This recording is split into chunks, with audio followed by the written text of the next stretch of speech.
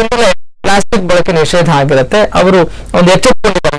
ಹಾಗಾದ್ರೆ ನಮ್ಮ ದೇಶದಲ್ಲಿ ಏನ್ ಮಾಡ್ಬೇಕು, ನಮ್ಮ ರಾಜ್ಯದಲ್ಲಿ ಏನ್ ಮಾಡ್ಬೇಕಾಗತ್ತೆ, ನಮ್ಮ ಊರಿನಲ್ಲಿ ಏನ್ ಮಾಡ್ಬೇಕಾಗತ್ತೆ, ನಮ್ಮ ಮನೆಯಲ್ಲಿ ಏನ್ ಮಾಡ್ಬೇಕಾಗತ್ತೆ, ನಮ್ಮ ಮನದಲ್ಲಿ ಯಾವ ಚಿಂತನೆ ಮಾಡ್ಬೇಕಾಗತ್ತೆ ಈ ಬಗ್ಗೆ? ಎಸ್, ಏನ್ ಹೇಳ್ತೀರಿ ಡಾಕ್ಟರ್ ಕಿಶೋರ್? ಫಸ್ಟ್ ಹಿಂದಿನ ಕಾಲದವ್ರು ಏನು ಮಾಡ್ತಾ ಇದ್ರು ಬಹಳ ಅರ್ಥಗರ್ಭಿತವಾಗಿ ಮಾಡ್ತಿದ್ರು ಅಂತ. ಪ್ಲಾಸ್ಟಿಕ್ ಇರಲಿಲ್ಲ ರೀ, ಸುಮಾರು 126 ವರ್ಷದ ಇತಿಹಾಸ ಇರಬೇಕು. ಪೆಟ್ರೋಲಿಯಂ ಬೈ ಪ್ರಾಡಕ್ಟ್ ಆಗಿ ಪ್ಲಾಸ್ಟಿಕ್ ನ ಉತ್ಪನ್ನ ಆಗಿದ್ದು. ಅದಕ್ಕೆ ಮುಂಚೆ ಜೀವರಾಶಿಗಳು ಇರ್ಲಿಲ್ವಾ, ಆಗ ಸ್ಟ್ಯಾಂಡರ್ಡೈಸ್ ಲೈಫ್ ನಡೆಸ್ತಾ ಇರ್ಲಿಲ್ವಾ, ಆಗ ಮಾಡರ್ನೈಸ್ ಲೈಫ್ ನಡೆಸ್ತಾ ಇರ್ಲಿಲ್ವಾ, ನಮ್ಮ ಪೂರ್ವಿಕರೆಲ್ಲ ಬುದ್ಧಿ ಇಲ್ದೇನೆ ದಡ್ರ ಅವರು ಅಂತಕ್ಕಂಥ ಮೂಲಭೂತ ಪ್ರಶ್ನೆ ನಮ್ಮನ್ನು ನಾವು ಕೇಳ್ಕೊಳ್ತಕ್ಕಂಥ ಬಹಳ ಪ್ರಾಥಮಿಕ ಕಾಲಘಟ್ಟ ಇದು ಅಂತ. So they know the pros and cons. Simple ಆಗಿ ಸರಳವಾದಂತಹ ಜೀವನದಲ್ಲೇ ವಿಜ್ಞಾನ ಇದೆ, ಅದರಲ್ಲೇ ಆಯುಷ್ಯ ಇದೆ, ಅದರಲ್ಲೇ ಸ್ವಾಸ್ಥ್ಯ ಇದೆ ಅಂತ. ಸಂಸ್ಕೃತದಲ್ಲಿ ಒಂದು ಮಾತನ್ನು ಹೇಳ್ತೀವಿ, ಸ್ವಸ್ಥಸ್ಯ ಸ್ವಾಸ್ಥ್ಯ ರಕ್ಷಣಂ ಆತುರಸ್ಯ ವಿಕಾರ ಪ್ರಶಮನಂ ಅಂತ. ಅಂದ್ರೆ ಸ್ವಸ್ಥರಿಗೆ ಸ್ವಾಸ್ಥ್ಯತೆಯನ್ನ ಜಾಸ್ತಿ ಮಾಡ್ರಪ್ಪ ಅಂತ ಹೇಳ್ತೀವಿ. ಏನು ಕಾಯಿಲೆ ಬಂದ್ಮೇಲೆ ಏನು ಮಾಡಬೇಕು, ಅದಕ್ಕೆ ಟ್ರೀಟ್ಮೆಂಟ್ಗಳು, ಡಾಕ್ಟರ್ಗಳು ಎಲ್ಲಿ simplest example prevention is better than cure ಅಂತ. ನೀವು ಬೆಂಗಳೂರು ತಗೊಂಡ್ರೆ ಯಾವ್ದೋ ಒಂದು KC general hospital, Victoria hospital ಮೂಲೆಯಲ್ಲಿ ಎಲ್ಲೋ ಏರಿಯಾ ಬಂದು ಡಾಕ್ಟರ್ 10/10 ಕ್ಲಿನಿಕ್ ಇಟ್ಕೊಂಡ್ರೆ ಅವಾಗ ಬೆಂಗಳೂರು ಏನು ಕಾಯಿಲೆಗಳು ಬರ್ತಿರ್ಲಿಲ್ವಾ, ಸಮಸ್ಯೆಗಳು ಬರ್ತಿರ್ಲಿಲ್ವಾ ಅಥವಾ ಹುಷಾರಾಗ್ತಿರ್ಲಿಲ್ವಾ? ಇವತ್ತು ಹೆಜ್ಜೆ ನಾಲ್ಕು ಡಾಕ್ಟರ್ ಯಾಕೆ ಆಗ್ತಿದ್ದಾರೆ ಅಂದ್ರೆ ರೋಗಗಳು ಅಷ್ಟು ಕಾಯಿಲೆಗಳು ಆವರಿಸ್ತಾ ಇದೆ, ವ್ಯಾಪಿಸ್ತಾ ಇದೆ. ಸಿಂಪ್ಟಮ್ ಅಂತ ಡೆಫಿನೆಟ್ಲಿ ನಾಟ್ ಎ ಸಿಂಪ್ಟಮ್. ಯಾವ್ದಾದ್ರು ಡಾಕ್ಟರ್ಗೆ ಪೇಷಂಟ್ ಇಲ್ಲ ಅಂದ್ರೆ ಅವ್ರ ಅಕ್ಕಪಕ್ಕ ಜನ ಸ್ವಾಸ್ಥ್ಯವಾಗಿದ್ದಾರೆ ಅಂತ ಖುಷಿ ಪಡಬೇಕು ಹೊರತು ದುಃಖ ಪಡ್ತಕ್ಕಂಥ ಸಂಗತಿ ಅಲ್ಲ ಅಂತ ಮಹಾನ್ ವ್ಯಕ್ತಿ ಹೇಳ್ತಾನೆ. ಸೊ ಹಾಗಾಗಿ ನಾವು ಏನನ್ನ ಊಟ ಮಾಡ್ತೀವಿ, ಯಾತಕ್ಕಾಗಿ ಊಟ ಮಾಡ್ತೀವಿ ಏನ್ರಲ್ಲಿ ಹಿಂದಿನ ಕಾಲ ನೋಡಿ ಬಂಗಾರ ಹಾಕೊಳ್ಳೋರು ಶೋಕಿಗಲ್ಲ, ಅಬ್ಸರ್ವ್ ಆಗಲಿ, ಖಡ್ಗ ಹಾಕೊಳ್ಳೋರು, ನಾಭಿಯಿಂದ ಹಿಡಿದು ಕೊತ್ತಿಗೆವರೆಗೂ ಸರಗಣಿ ಹಾಕೊಳ್ಳೋರು, ಓಲೆ ಹಾಕೊಳ್ಳೋರು, ಬಂಗಾರ ಪಟ್ಟ ಸೌದೋಗ್ಬಿಟ್ಟು ಖುಷಿ ಪಡೋರು. ರಾಜ ಮಹಾರಾಜರು ಬಂಗಾರದಲ್ಲಿ ತಿಂದು ಶೋಕಿ ಮಾಡಕ್ಕಲ್ಲ, ಶರೀರದ ರೋಗ ಪ್ರತಿರೋಧಕ ಶಕ್ತಿ, ಡಿಫೆನ್ಸ್ ಮೆಕ್ಯಾನಿಸಮ್ ಅಥವಾ ಇಮ್ಯುನಿಟಿ ಅಂತ ನಾವೇನು ಕರಿತೀವಿ ಅದನ್ನ ಸಿಲ್ವರ್ ಸ್ಪೂನ್ ಅಂತ ಕರಿತಿದ್ರು ಮಗುನ. ಅದು ಏನು ಬೆಳ್ಳಿಯಲ್ಲಿ ಮಗು ಊಟ ಕೊಟ್ಟಷ್ಟು ಇಮ್ಯುನಿಟಿ ಜಾಸ್ತಿ ಆಗುತ್ತೆ. ಅಂದ್ರೆ ಇದು ಗ್ಲಾಸ್ ಕೊಡಬಾರ್ದು ಅಥವಾ ಇನ್ನೇನು ಕಸ ಇರ್ತಿರ್ಲಿಲ್ವಾ ಅಥವಾ ಪ್ಲಾಸ್ಟಿಕ್ ಇರ್ತಿರ್ಲಿಲ್ವಾ, ಇವೆಲ್ಲ ದೂರ ಈ ತರದ ನೈಸರ್ಗಿಕವಾದಂತಹ ಉತ್ಕೃಷ್ಟ ಶ್ರೇಷ್ಠ ಪದಾರ್ಥಗಳಲ್ಲಿ ನಮ್ಮ ಆಹಾರ ಪದ್ಧತಿಗಳನ್ನು ನಾವು ಅಳವಡಿಸಿಕೊಂಡಿದ್ದಾದಲ್ಲಿ we are gifting healthier generation next ಅಂತ. ಸರಿ ಡಾಕ್ಟ್ರೆ, ಈಗ ನೀವು ಹೇಳುವಂತ ವಿಚಾರ ಹಲವರಿಗೂ ಇಷ್ಟ ಆಗೇ ಆಗುತ್ತೆ, ಆದ್ರೆ ಅದನ್ನ ಫುಲ್ಫಿಲ್ ಮಾಡ್ಕೊಳಕ್ ಆಗ್ತಾ ಇರೋದಿಲ್ಲ. ಅಂದ್ರೆ ನೀವು ಎಲ್ಲಾನು ನೀವು ಪೇಯ್ನಲ್ಲಿ ಗೇನ್ ಆಗ್ಬೇಕು ಅಂದ್ರೆ ಅದು ಗೇನೇ ಅಲ್ಲ, ಕಾಂಟ್ ಎಕ್ಸ್ಪೆಕ್ಟ್ ಅಂತ. ಡೆಫಿನೆಟ್ಲಿ ಹಾರ್ಡ್ ವರ್ಕ್ ಒಂದು ಕಷ್ಟ ಪಟ್ರೇನೆ ಒಂದು ಪ್ರತಿಫಲ ಸಿಗ್ಲಿಕ್ಕೆ ಸಾಧ್ಯ ಅಂತಕ್ಕಂಥದ್ದು. ಯಾಕೆ ಇವತ್ತು ಸ್ಟೀಲ್ ವಾಟರ್ ಬಾಟಲ್ ನಿಮ್ಗೆ ಲಭ್ಯ ಅಲ್ವಾ, ತಾಮ್ರದ ವಾಟರ್ ಬಾಟಲ್ ಲಭ್ಯ ಅಲ್ವಾ? ಇಲ್ಲ ನೀವು ಒಂದು 100 ಜನ ನಿಮ್ಮ ಕಮ್ಯುನಿಟಿಲೋ, ನಿಮ್ಮ ಅಪಾರ್ಟ್ಮೆಂಟ್ ಅಲ್ಲೋ, ನಿಮ್ಮ ಊರಲ್ಲೋ, ನಿಮ್ಮ ಏರಿಯಾಲೋ ನಾವೆಲ್ಲ ನಿಷೇಧಿಸ್ತೀವಪ್ಪ ಪ್ಲಾಸ್ಟಿಕ್ ಅಂದ್ರೆ ನಿಮ್ಗಾಗಿ ಒಂದು ಕಂಪನಿ ಒಂದು ತಾಮ್ರದಲ್ಲೋ ಸ್ಟೀಲ್ ಅಲ್ಲೋ ಒಂದು ಬಾಟಲ್ ರೆಡಿ ಮಾಡ್ಕೊಳ್ಳಿಕ್ಕೆ ಅವ್ರಿಗೆ ಅಂದ್ರೆ ಇಲ್ಲಿ ಒಂದು ಯೂನಿಟಿಯ ಡಿಮಾಂಡ್ ಇಲ್ಲ, ಅದನ್ನ ಅಪೇಕ್ಷೆ ಪಡ್ತಿಲ್ಲ, ಅವ್ರು ಕೊಡ್ತಿಲ್ಲ. ಪ್ಲಾಸ್ಟಿಕ್ ನ ಅಪೇಕ್ಷೆ ಪಡ್ತಿದೀವಿ, ಅವ್ರು ಕೊಡ್ತಿದ್ದಾರೆ. ಅಂದ್ರೆ ನಾವು ಟ್ರೆಡಿಷನಲ್ ಮೊರೆ ಹೋಗ್ಬೇಕಾಗುತ್ತೆ. ನಾವು ಹೇಳ್ತೀನಿ, ದೇಶದ ಎಕಾನಮಿ ಬಗ್ಗೆ ಎಲ್ಲರೂ ದೊಡ್ಡ ಚಿಂತನೆಗಳನ್ನ ಮಾಡ್ತಿದ್ದಾರೆ. ನೀವು ಒಂದು ಸಲ ಒಂದು ಕಾಪರ್ ಬಾಟ್ಲಿಗೆ ಇನ್ವೆಸ್ಟ್ಮೆಂಟ್ ಮಾಡಿ ಎಷ್ಟು ಹಾಕತ್ತೆ ಲೆಕ್ಕ ಹಾಕೊಳ್ಳಿ. ಪ್ರತಿನಿತ್ಯ ಒಂದು ನೀರ್ ಬಾಟ್ಲಿ ತರ ತಗೊಂಡು ಅದನ್ನು ಫಿಲ್ ಮಾಡಿ ಬಿಸಾಕಿ ಎಷ್ಟು ಎಕಾನಮಿ ಹೋಯ್ತು, ನೇಚರ್ ಹೋಯ್ತು, ದುಸ್ಥಿತಿ ಇಡೀ ಸಮಾಜದ ಪರಿಸರ ಕೆಡ್ತು. ಆಮೇಲೆ ಅದು ಭೂಮಿಯಲ್ಲಿ ಹೋದ್ರೆ ತಿರುಗಿ ಅದರ ರಾಸಾಯನಿಕ ಪ್ರಕ್ರಿಯೆಗಳು ಭೂಮಿಯಲ್ಲಿ ಬರ್ತಕ್ಕಂಥ ಗಿಡಗಳ ಮೇಲೆ ಬರ್ತಕ್ಕಂಥ ಕ್ರಾಪ್ಸ್ ಮೇಲೆ ಆಗ್ತಕ್ಕಂಥ ದುಷ್ಪರಿಣಾಮಗಳು ಅಂದ್ರೆ ಆ ಒಂದು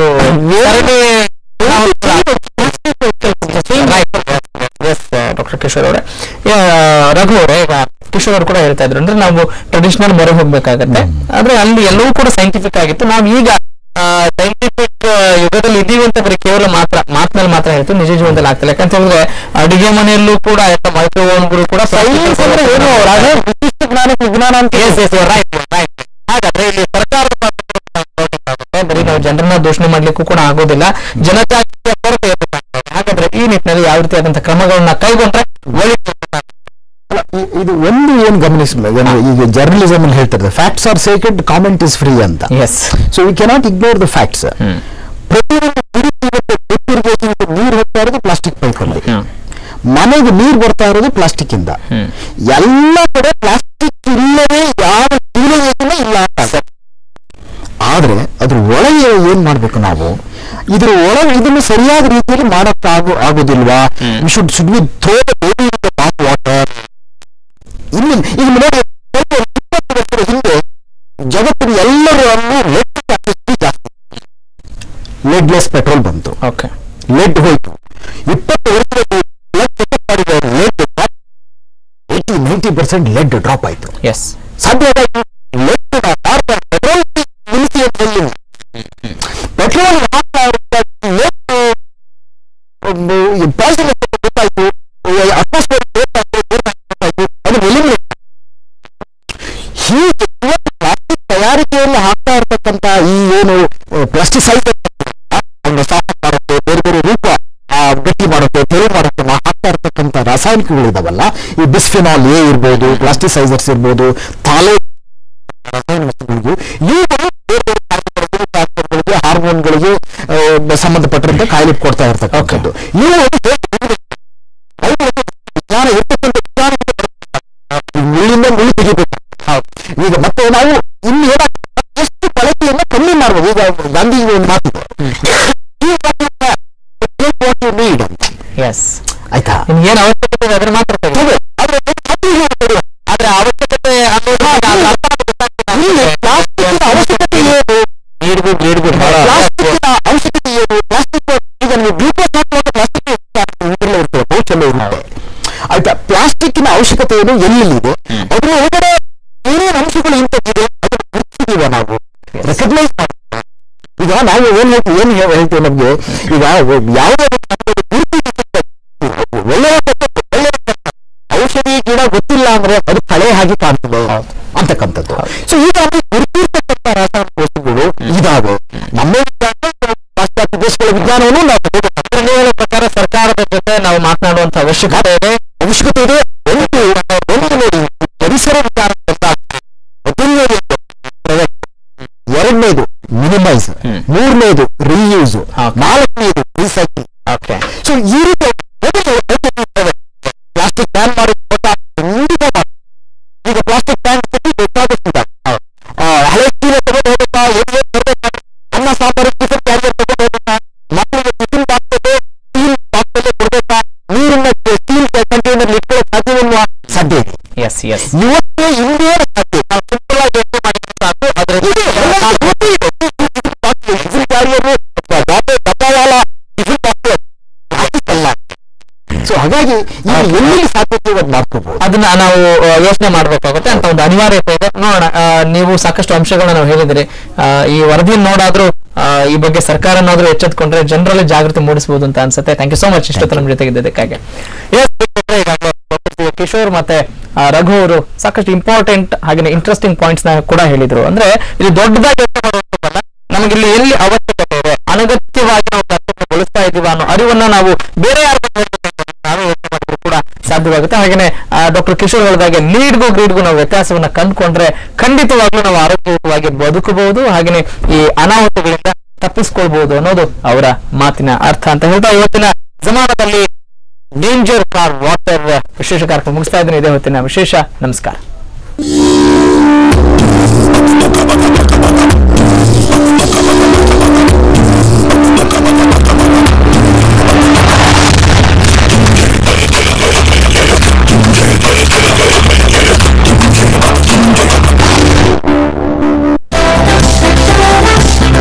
ಹೊಸ ಹೀರೋಯಿನ್ ಅಲ್ಲ, ನಿಮ್ಮ ಟ್ರೈನರ್ ಇಷ್ಟು ಹೆಂಗ ಬ್ಯೂಟಿಫುಲ್. ಲುಕ್ ಹೇ ಮಹೇಶ್. ಮಮ್ಮಿ ಚಿನ್ನದಂತಹ ಸಂತೋಷ್, ಅರಿಶಿನ ಮತ್ತು ಚಂದನದ ಗುಣಗಳ ಸಂತೋಷ್, ಇನ್ನಷ್ಟು ಅಂದ್ರೆ ನಿಜವಾದ ಸ್ಟಾರ್ ಯಾರು? ನನ್ನ mummy super star. Santoor 100 gram ಸೋಪ್ನೊಂದಿಗೆ ಪಡೆಯಿರಿ ಒಂದು ಆಕರ್ಷಕ ಪೆನ್ ಫ್ರೀ. ತ್ವರೆ ಮಾಡಿ. ಮಳೆಯೆಂದು ಎಂದು ಚಿಂತೆಯ ಕಮ್ಮಿ, ಸ್ವಂತ ನೆಲೆಯ ಕಂಡುಕೊಳ್ಳಿ, ಬೆಲೆ ಮಾತ್ರ ತುಂಬ ಕಮ್ಮಿ. ವಸತಿ ಇಲ್ಲದವರಿಗಾಗಿ ಬಿಡಿಎ ನಿರ್ಮಿಸುತ್ತಿದೆ 1, 2, 3 ಕೊಠಡಿಗಳ ವಸತಿ ಫ್ಲಾಟ್ಗಳು. ನೆಮ್ಮದಿಯ ನೆಲೆಗೆ ಸುಲಭವಾದ ಬೆಲೆ. ಈಗಾಗಲೇ ಮಾನ್ಯ ಮುಖ್ಯಮಂತ್ರಿಗಳಿಂದ 3,000ಕ್ಕೂ ಅಧಿಕ ಫ್ಲಾಟ್ಗಳ ಹಂಚಿಕೆ. ಠೇವಣಿಯೊಡನೆ ಅರ್ಜಿ ಸಲ್ಲಿಸಲು ಕೊನೆಯ ದಿನಾಂಕ ಜೂನ್ 7, 2014. ಸ್ವಲ್ಪ ಲೇಟ್ ಆದ್ರೆ ನೀನು ಪ್ರೆಷರ್ ಕುಕ್ಕರ್ ತರ ಬಿಸಿ ಆಗ್ತಿದ್ಯಾ? ನನ್ನ ಪ್ರೆಸ್ಟೀಜ್ ಪ್ರೆಷರ್ ಕುಕ್ಕರ್ ಬಗ್ಗೆ ಏನು ಹೇಳ್ಬೇಡಿ, ಅದು ನಿಮ್ಗಿಂತ ಹೆಚ್ಚು ಭರವಸೆ ಆಗಿದೆ. ಓಯ್, ಯಾರ ಹೆಂಡತಿಗಾದ್ರೂ ವಿಸಿಲ್ ಮಾಡಿ ಆದ್ರೆ ನನ್ ಹೆಂಡತಿಗೆ ವಿಸಿಲ್ ಹೊಡೆದ್ರೆ ಶ್ರೀಮತಿಯನ್ನು ಪ್ರೀತಿಸುವವರು ಪ್ರೆಸ್ಟೀಜ್ ಅನ್ನು ಹೇಗೆ ನಿರಾಕರಿಸ್ತಾರೆ?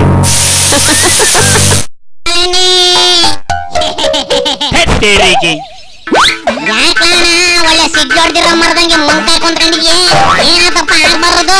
ನೀ ಯಾಕೋ ಕಣೆ ಬೆಳಗ್ಗೆಯಿಂದ ಒಂದೇ ಸಮಕ್ಕೆ ತಲೆ ನೋಯ್ತೈತೆ ಕಣ್ಣ. ಸಿಗರೇಟ್ ಮಡಗಿದ್ರೆ ತರ್ರೆಯಲ್ಲಿ ದಮ್ಮ ಕಟ್ಟಿ ಎಳೆದೆ ಅಂದ್ರೆ ನರ ನಾಡಿ ಎಲ್ಲ ಎದ್ ನಿಂತ್ಕೊಂಡ್ಬಿಡ್ಬೇಕು ಕಣ್ಣ. ನನಗೆ ಬೀಡಿಗೂ ಕಾಸಿದೆ, ಮೋಟ್ ಬೀಡಿ ಹುಡಿಕೊಂಡ್ ಕುಂತಿದ್ದೀನಿ. ನಿಂಗ್ ಸಿಗರೇಟ್ ಎಲ್ಲಿಂದ ತರೋಣ? ಇಲ್ಲೋಗ್ ಸೋಕೆ ಬಿಟ್ಟು ತೆಪ್ಪ ಕುಂತ್ಕೊಳ್ಳೋಣ. ಹಂಗು ನಿನ್ಗೆ ಬೇಕೇ ಬೇಕು ಅಂದ್ರೆ ನೋಡಲಿ, ನಮ್ ಸಾಧು ಸಂದ್ರು ಸಾಲ ಕುಂತವೆ, ಹೋಗಿ ಕೇಳೋಣಪ್ಪ. ಬೀಡಿ ಬರ್ದು ಬಂಗಿ ಸಿಕ್ಕರು ಸಿಕ್ಬೋದು. ಓಹೋ, ಸಾಧು ಸಂದ್ರು ಪುಣ್ಯಾತ್ಮರು ಎಲ್ಲ ಒಂದೇ ಕಡೆ ಸೇರ್ಕೊಂಡಿದ್ದೀರಿ. ಐತೆ ಬೈತೆ ಸರೇನು, ಒಂದು ಕಿಲಿಮೆ ಕೊಟ್ಟು ಜೀವ ತಣ್ಣಗ್ ಮಾಡಿ ಶಿವ. ಪೊಲೀಸ್ನವ್ರು ಯಾವ್ದಾರಲ್ಲ, ಯಾರು? ಪೊಲೀಸ್ನವರು ಪೊಲೀಸ್ನವ್ರ? ಅವ್ರೇನ್ ಮಾಡಿದ್ರು? ಅವ್ರು ಬಂದು ಕೈ ಕಸ್ಕೊಂಡು ಹೋಗಿದಾರ. ಏನ್ ಮಾಡಕತ್ತಿ? ಗೋಪಾಲಣ್ಣಿ ನೋಡಿಲಿ, ಪೊಲೀಸ್ನವು ಚಿಲುಮೆ ಕುಲುಮೆ ಎಲ್ಲಾನು ಕಿತ್ಕೊಂಡು ಹೋಗವಂತೆ. ಅಯ್ಯ ಶಿವನೇ, ಅದ್ಯಾಕಂತ? ಶಂಕರ್ ಭಗವಾನ್ ಅಂತಕ್ಕಂಥ ಮಾತು ಅವ್ರು ಹಿಡಿತದ್ರು ಅಷ್ಟೇ. ಶಂಕರ್ ಭಗವಾನ್ ಅಂದಕ್ಕೆ ಇವ್ರು ಬಂದು ಕಸ್ಕೊಂಡು ಹೋಗ್ಬೋದು. ಶಂಕರ ಭಗವಾನನ್ನ ಬದಲು ಶಿವನೇ ಶಂಭುಲಿಂಗ ಅಂದಿದ್ರೆ ಗೋಪಾಲನ ಕಡೆ ಅಂತ ಕೊಟ್ಟೋಗವ ಏನಕ್ಕಲ್ಲ. ಪಾಪ ಕಲ್ಲ, ಬಂಗಿ ಹೊಡಿಯ ಸಂತರು ಮೇಲೆ ಯಾಕಪ್ಪ ಪೊಲೀಸ್ ನೋಡ್ಕೊಂಡು ಬೀದಿಲ್ ಕುಂತ್ಕೊಂಡು ಗಾಂಜಾ ಹೊಡೆದ್ರೆ ಯಾರು ಸುಮ್ಮನೆ ಬಿಡ್ತಾರಣ? ಸಾಧುಗಳಾಗ ಹೊರಕ್ಕೆ ಬರೀ ಚಿಲ್ಮೆ ಕಿತ್ಕೊಂಡೋಗವೆ. ನೀನಾಗಿದ್ದೀರ ಒದ್ದು ಎತ್ತಾಕೊಂಡು ಹೋಗಿರೋ ಕಣ. ಅದ್ ಯಾಕೆ ಹಿಂಗ್ ಮಾಡ್ತೇವೆ ನಿಮ್ಮ ಪೊಲೀಸ್ ನಾವು? ಮೊನ್ನೆಗೆ ನಮ್ಮ ಸೀನಿಯನ್ ಕಳ್ಬೊಟ್ಟಿ ಅಡ್ಡಕ್ ನುಗ್ಗಿ ಎಲ್ಲಾನು ತಳ್ಕೆ ಮಾಡಕ ನೋಡ್ಲೇ ಇಲ್ಲಿ. ಓ ಇದೇನ್ ಅಣ್ಣ, ಇಷ್ಟೊಂದ್ ಡ್ರಮ್ಮು ಕೊಳಗ ತಪ್ಲೆ ಎಲ್ಲಾನು ಹಿಡಿದಾಕ್ಬಿಟ್ಟವೆ. ಎಷ್ಟೊಂದ್ ಕಳ್ಬಟ್ಟಿ ಕಾಯ್ಸಿ ಎಷ್ಟ್ ಜನ ಜಲ್ಮಾಯ ಮಾಡಿದ್ದಿಲ್ಲ ಅಣ್ಣ ನಿಮ್ ಸೀನಿಯರ್. ಅಯ್ಯಲೇ, ಗೌರ್ಮೆಂಟ್ ನಾವು ಇದ್ದಿದ್ ಪ್ಯಾಕೆಟ್ಗೂ ಎಳ್ಳು ನೀರು ಬಿಟ್ಬಿಡೋ ಕಣ್ಣ. ಪಾಪ ಬಡ ಕೊಡೋಕ ಇನ್ನೇನು ಮಾಡ್ತೇನಿಲ್ಲ. ನಿಮ್ಮ ಸಿದ್ದನ್ನೇ ಚೀಪರ್ ಬಿಡ್ತೀನಿ ಅಂತ ಹೇಳಿ ಕೈ ತೋರಿಸಿ ಕೊನೆಗೆ ಹೇಳಲಿಲ್ಲ ಅನ್ಬಿಡ್ತು ಕಣ್ಣ. ಅದಕ್ಕೆ ಈ ಸತಿ ನಮ್ಮ ಜನಗಳು MP ಎಲೆಕ್ಷನ್ ಅಲ್ಲಿ ಕೈ ಕೊಡ ಕೈಗೆ ಓಟಿ ಹಾಕ್ಲಿಲ್ಲ ಕಣ್ಣ. ವಾ ಹಂಗಿಲ್ಲ ಅಣ್ಣ, ಈಗ ಅದಕ್ಕೆ ನೀನುವೆ ನಿಮ್ ಸೀನಿಯರ್ವೇ ಕಳ್ಬಟ್ಟಿ ಕಾಯ್ಸಕೊಂಡಿದ್ದೀರಪ್ಪ. ತಪ್ಪೆಲ್ಲ ಐತೆ. ತಪ್ಪ ಒಪ್ಪ ಪೊಲೀಸ್ನವನೇ ಕೇಳ್ಕೊಳ್ಳೋಣ ತಡಿಯಪ್ಪ. ಅಣ್ಣ ಪೊಲೀಸ್ ಅಣ್ಣ ಬರಪ್ಪ ಇಲ್ಲಿ. ಅಮ್ಮಿ ಕೇಳಿರಪ್ಪ, ಒಳ್ಳೇದು ಕೆಟ್ಟದ್ದು ಮಾತಾಡದೆ ತಪ್ಪಲ್ಲ ನಿಂತವ. ಜೈಲಿಗೆ ಕೂಡ್ಬಿಟ್ಟು ಹಣ್ಣು ಮೇಲೆ ಬೂಟ್ಗೆಲ್ಲ ಹೊಡ್ರೆ ಒಳ್ಳೇದು ಕೆಟ್ಟದ್ದು ಗೊತ್ತಾಯ್ತಕ್ಕಂತ ಅಯ್ಯಲೇ, ನೀನು ಬರೀ ಬಗಲ್ ಮೇ ದುಶ್ಮನೆಲ್ಲ ಕಣ್ಣ. ಮಗ್ಲಲ್ಲಿರ ಮುಳ್ಳು ಕಣಪ್ಪ. ನಿನ್ನಂತ ನನ್ನ ಮಕ್ಕಳು ಸಂಘ ಮಾಡೋದೇ ತಪ್ಪು ಕಣ್ಣ. ನಿನ್ನ ಸವಾಚನೆ ಬೇಡ, ನಾನು ಒಂಟೆ ಕಣಪ್ಪ. ಸತ್ಯರಿಕೆ ಶಿವನೇ ಶಂಭುಲಿಂಗ.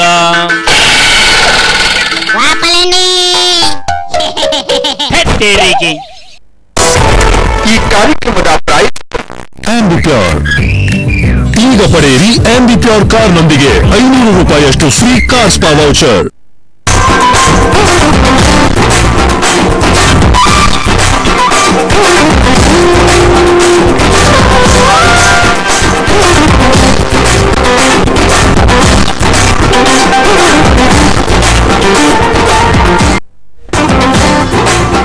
ಅಕ್ರಮವಾಗಿ ಪ್ರಭಾವಿಗಳಿಗೆ ನಿವೇಶನ ಹಂಚಿಕೆ ಸತ್ಯ ಬಯಲಿಗಳದ ಎತ್ತರ ಕಡೆ ಇದರ ಹಿಂದೆ ಇದೆಯಾ ಅಂಬರೀಶ್ ಕೈ?